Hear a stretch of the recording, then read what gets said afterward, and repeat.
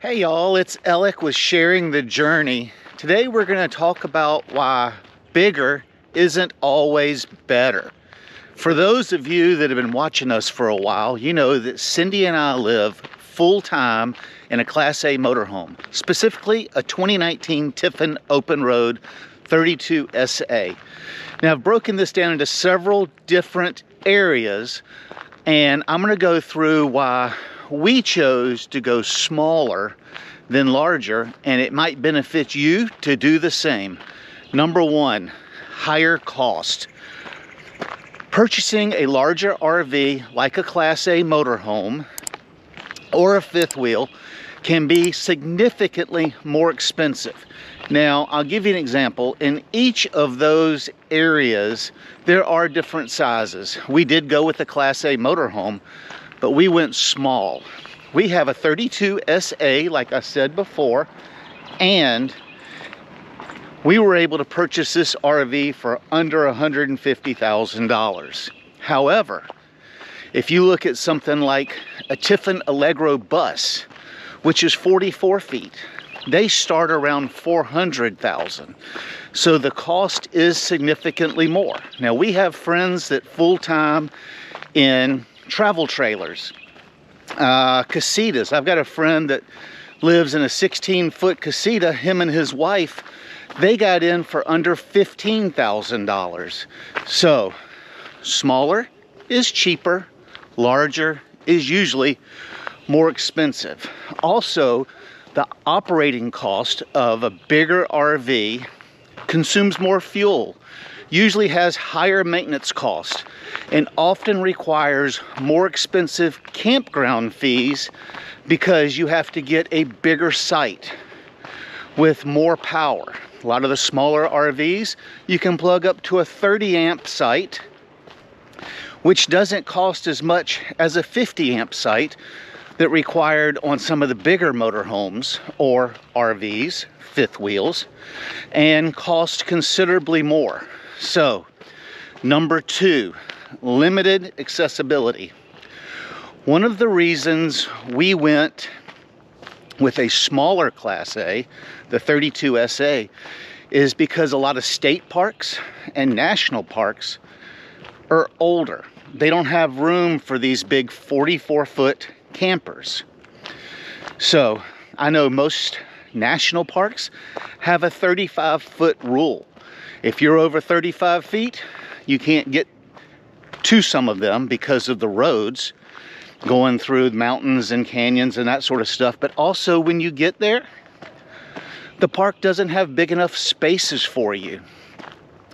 When you're boondocking, we can normally camp in a Cracker Barrel restaurant overnight, which allows boondocking in most locations and even has dedicated spots. Our RV is usually small enough to fit even with our Jeep attached to the back of it. If you have a bigger rig, you're limiting yourself on where you can boondock. Tighter maneuverability. We can pull into, like our camper, our RV is a gasser. We can pull into most gas stations without disconnecting our toad and fill up with gas. Some of these bigger RVs, especially the diesel ones, there's nowhere for them to pull up at the normal gas station. You have to go to a truck stop. You have to go through the truck lanes.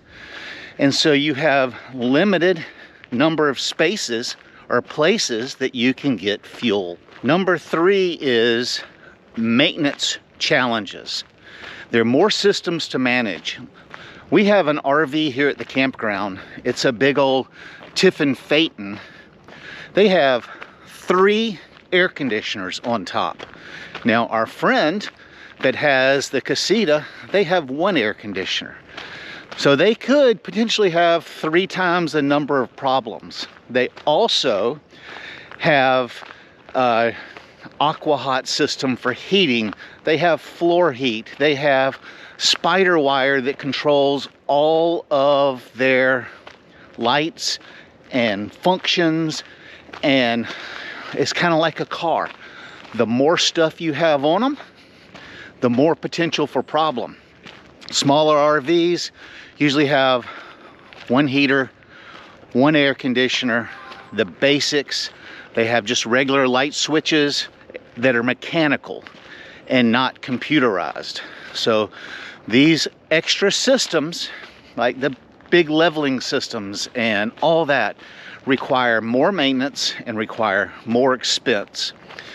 Now, with a larger RV, you're going to spend more time cleaning it. If you've got a full body paint job on your big Class A motorhome or your big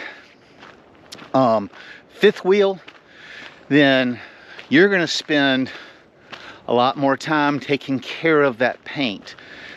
Miles of paint, it seems like. Washing and waxing. Takes longer to seal the roof. Takes longer to clean the inside. So they're more time consuming. And what do they say? Time is money. Number 4, space misconceptions. So we were out looking at fifth wheels about 6 months ago. There's some videos in the playlist about different fifth wheels that we toured while we were out and about looking at RVs. And we noticed some of these big grand designs that have all the storage underneath them. It looks like you could put everything that's in your sticks and bricks in those storage compartments. But if you look at the weight, they can't carry as much weight as I can in my 32-foot motorhome. So you got this big 44-foot monstrosity, and you've got all this storage underneath it that you can't use. If you're going to be mobile, you'll be overweight, you'll be blowing tires, you'll be causing problems. So you get stuck with a bunch of unused area or storage. You know, many first-time RVers, they overestimate how much space they need. We have a 32-foot motorhome. We have space left over. We've been living in it for, this May will be 6 years. And we have plenty of room. While the extra storage might sound good, it could lead to, like I said, overpacking, clutter, making your camper feel cramped. So even though you've got a bigger RV, it doesn't always mean you have more usable space. Number 5, stress of mobility. You have difficulty of setting up, frequency of repairs, and complex features. Setting up and breaking down camp on larger RVs takes more time, effort, and especially when dealing with multiple slides and hookups. Now, I'm going to tell you, if you've watched us before, we had our first Class A, had this huge super slide on it. It was absolutely glorious until it was time to move. I would say that 70% of the time, the slide would not come in. I always were having to call a repair guy. The slide was so big and so heavy, it was constantly breaking the motors. So we reduced down to the camper that we have now. We haven't had as much trouble. We haven't had as much stress. So with these larger RVs, when it's time to break down, they take longer. The stress levels can be higher depending on the quality and the issues you've had with your RV in the past. If you plan to move frequently, a smaller RV is easier to pack up, quicker to get on the road, easier to drive. There's just so many advantages to having the smaller RV. Number 6, lifestyle to fit. What does that really mean?